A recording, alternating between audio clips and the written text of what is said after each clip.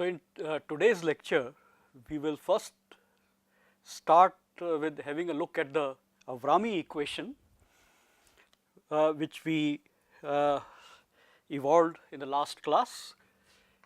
And the Avrami equation is given by the fraction transformed as a function of time is given by 1 minus e to power minus k t to power n, where k and n are constants for a given temperature.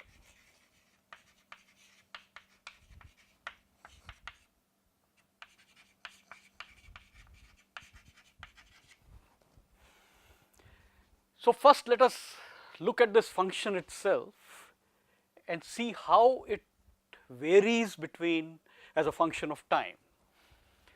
First of all, on the left hand side, this is a fraction transformed, which means the left hand side should vary between 0 and 1 as time increases. So, let us see first what let us look at the values of this function at t equal to 0. At t is equal to 0,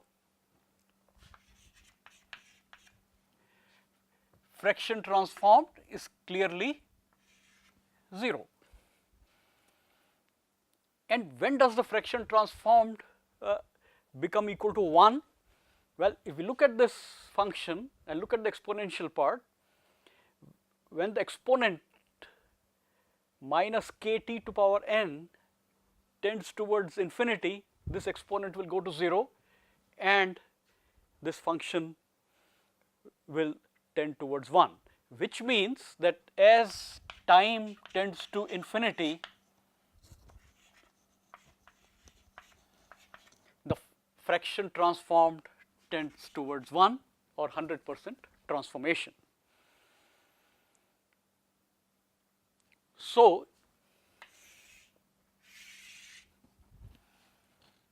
if we attempt to plot this fraction transformed versus time, at t is equal to 0, f would be 0 and this function will vary between 0 and 1. So, I will put here 1 and out here 0, and at very large t this function should tend towards 1. Let us look, in order to determine the shape of this curve, let us look at the slope of this function as a function of time. That is, take the derivative of this function df by dt. So, the derivative of this function clearly would be nk t to power n minus 1 e to power minus k t to power n, or I can write this as nk t to power n minus 1 and this exponential minus e to power minus k t to power n from the Avrami equation itself can be written as 1 minus f of t. If I now look at this derivative at time t is equal to 0, let us look at what the derivative becomes. At time t is equal to 0, the derivative is 0. So, at t equal to 0,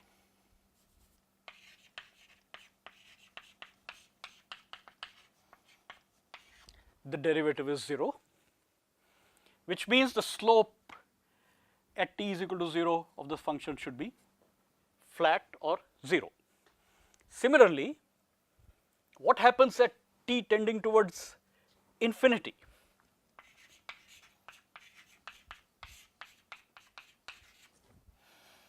This function should tend towards, well, as t tends towards infinity, if you look at this bracket term 1 minus ft, since ft tends towards infinity towards 1, this term in the brackets would tend towards 0, and hence again at t tends to infinity the slope tends towards 0. So, I have a slope 0 to start with, and towards the end of the transformation again the slope should tend towards 0. So, if we attempt to plot this, a possible shape could be a curve like this.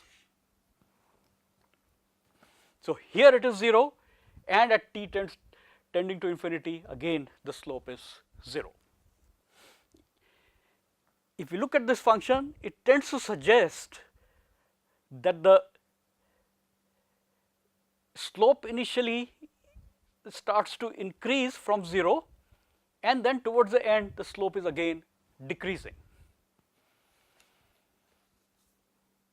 And in fact, we can also determine at which means if the slope is increasing in the beginning and slope is decreasing towards the end, which means this function the rate of transformation df by dt should go through a peak at some value of time. In order to find the position where this would go through a peak, we would need to take the second derivative of the Avrami equation. So, if I take the second derivative of the Avrami equation, d square f by dt square, then this would be n times n minus 1 k t to power n minus 2 times 1 minus f t minus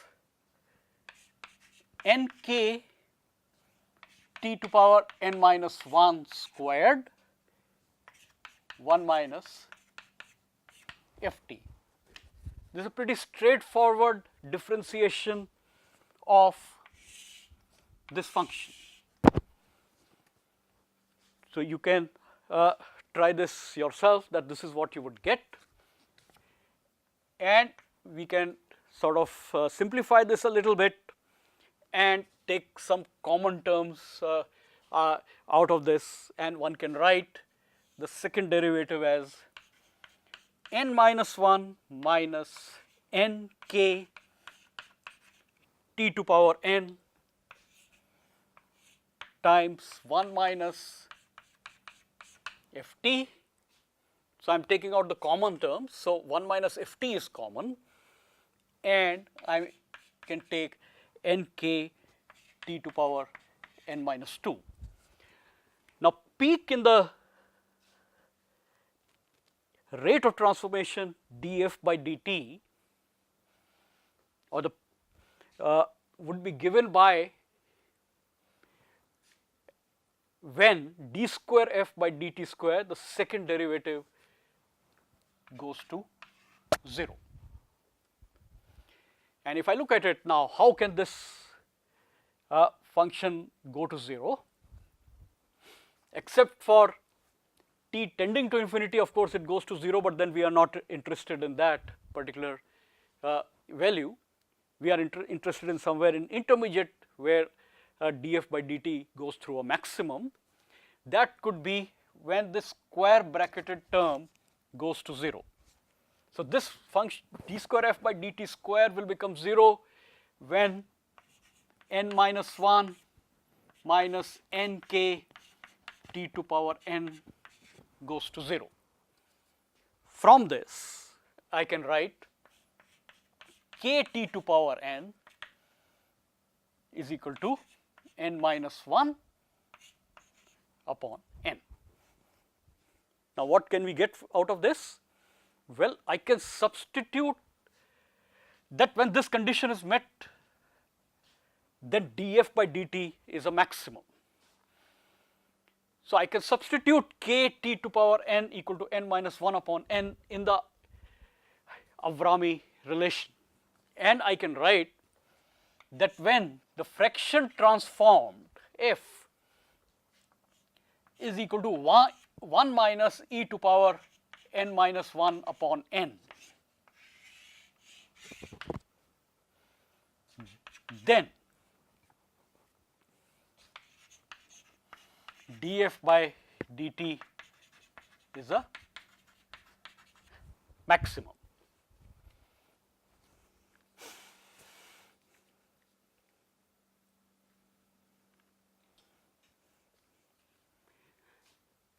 So, if I put, that means df by dt is a maximum is independent, the position of this maximum is independent of the value of k, it only depends on n, and hence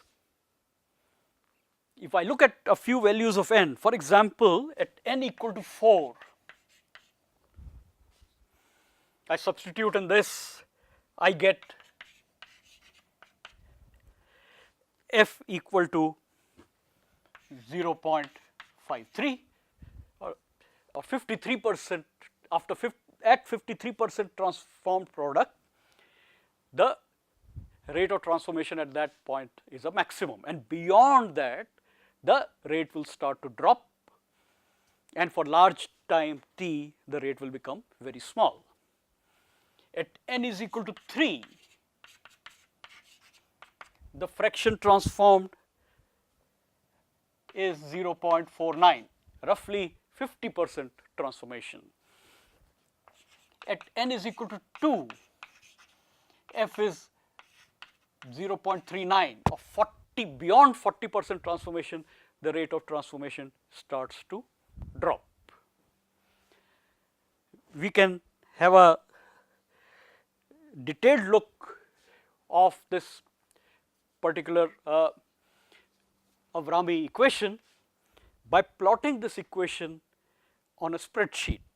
So, let us take a look at how the Avrami relation behaves as a function of time for some different values of the parameters n and k. So, let us have a look here. So, here we will examine the Avrami relationship on a spreadsheet. So, let me put some values for the Avrami parameters n and k in the spreadsheet. Let us say that n is n takes up a value of 5 and k usually has a small value, and let me assume that k is of the order of 10 to power minus 12 and time is in seconds. I will also take up a value of the time increment dt. So, we will be calculating the fraction transformed as a function of time in increments of 1 second.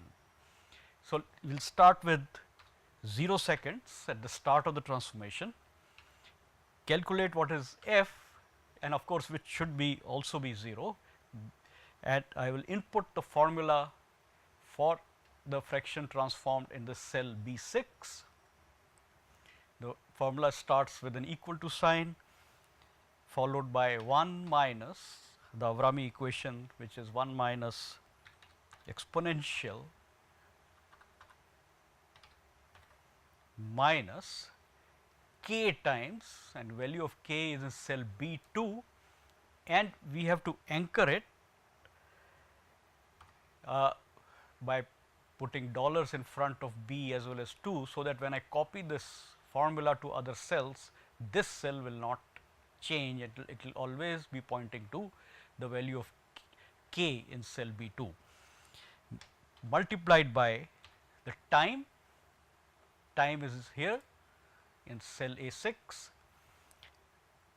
to power n, and n, the value of n is in cell A2, and just like k, we would also need to anchor this cell, as we do not want this cell to also change when you copy this formula to other cells. And as expected, the fraction transformed is 0 against time of 0 seconds. The next time that we would take would be, we will add dt to the previous time value in cell A6 plus dt, which is in cell D2 having a value of 1 second, and I will also anchor this cell as well. Now, this puts a time of 1 second in cell A7, and now I will just copy this formula onto the cell B7. Now, this has given me a value which is showing 0, but it actually should be non-zero. But let us first copy all of these values. And let me copy all these formulae so that I will get now the fraction transformed as a function of time.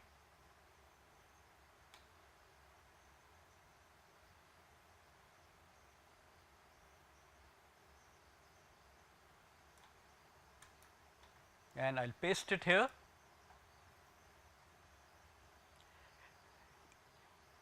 See, it is showing only up till 3 decimal places, and up till 3 decimal places, even after 2 seconds or even after 9 seconds or 10 seconds, it is 0. But eventually, we start getting some fraction transformed, and as time is increasing, as you can see, the fraction is moving towards 1, and finally it stabilizes to a value of 1.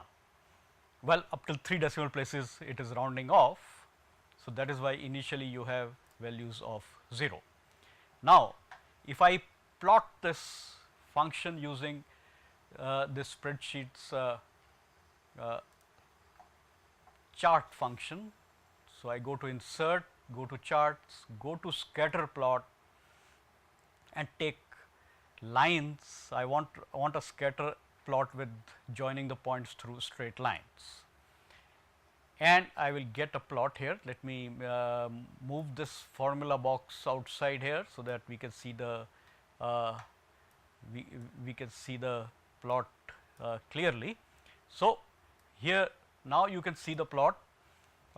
It shows just the expected behavior that I had drawn on the board.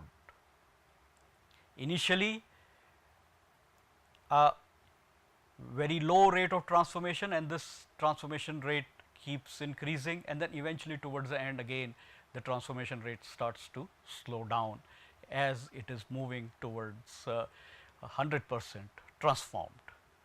Now, in this I will also now let us also, before I do anything else, let me also calculate in another plot df by dt, that is the rate of transformation.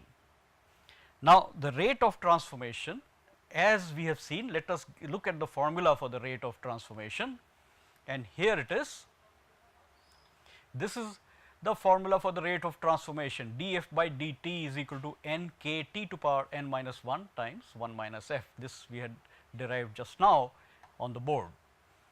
If I plot this, so I will put an expression for this. So, this is n anchor it multiplied by k anchor it multiplied by time A6L to the power n minus 1. So, n again anchor it minus 1. So, now this becomes A6 to power A2 minus 1, which is basically t to power n minus 1, another bracket closed, and then multiplied by the last term in the formula 1 minus f, which is simply 1 minus f I have already calculated in column B. So, I pick it up from B6, brackets closed, and it is essentially telling me that the rate of transformation is 0, actually exactly at time t is equal to 0. Now, I copy this formula as well.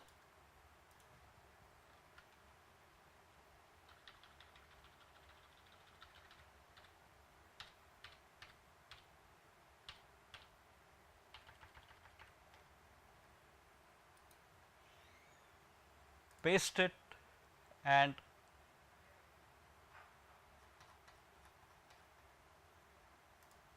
so, it did not copy the whole thing.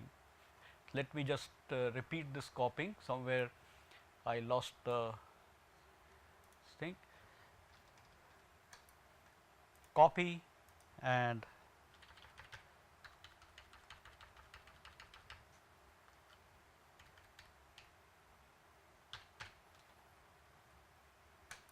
paste it, And now we have the formula copied here. Now this is actually, the plot is showing me the df by dt by the red color graph, except that the range for df by dt is very different from the range for f, and hence we it is a very compressed plot. So what I will do is, let me make a copy of this chart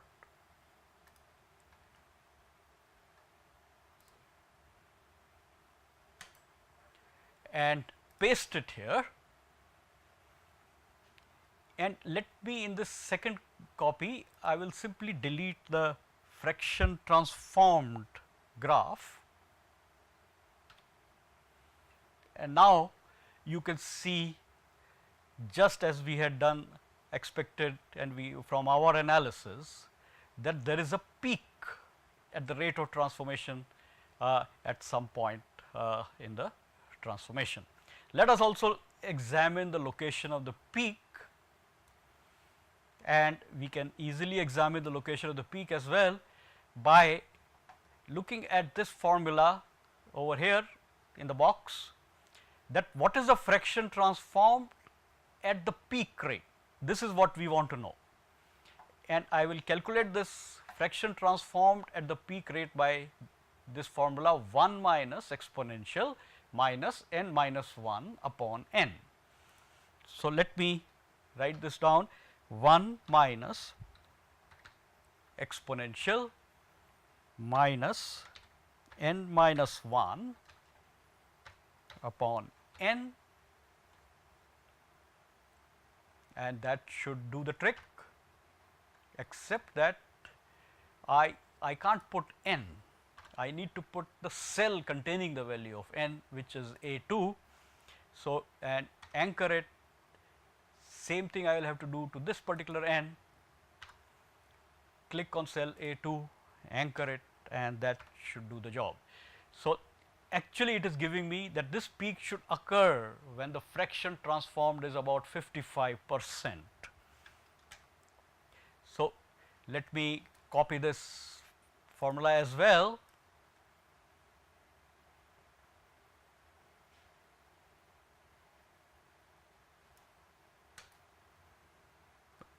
paste it, and here we go. Now, let me move this box out of the way so that we can see the figure clearly. What this figure is showing me is that this is the behavior of the Avrami equation. This green line indicates where the peak is expected, as I said, around 55% transformed, and I can delete this particular graph from here so that I can see the peak rate clearly. Now, we can now that we have all the graphs in place, and I can move this formula actually out of the way completely.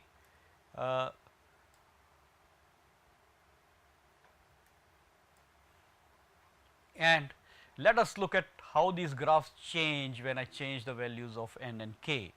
Let us see what happens if I change the value of k, let us say, to a value a little in higher order of or a lower order of magnitude, which is, let us say, instead of 10 to power minus 12, let me change it to 10 to power minus 14.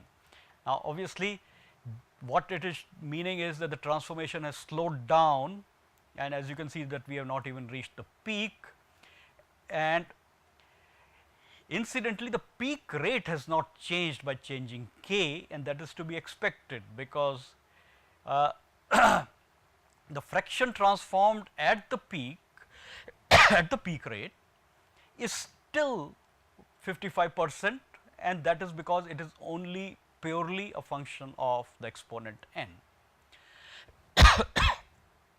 Now, to get the full curve, let me change this increment. Let us change it to, instead of 1 second, let me change it to 5 seconds, so that I can cover a longer time. And as you can see, now I have the full curve again. The shape of the curve is the same sigmoidal curve for the Avrami equation, and the peak has changed to a different time, but the fraction transformed at that time is still 55%. if I change the value of k, let us say to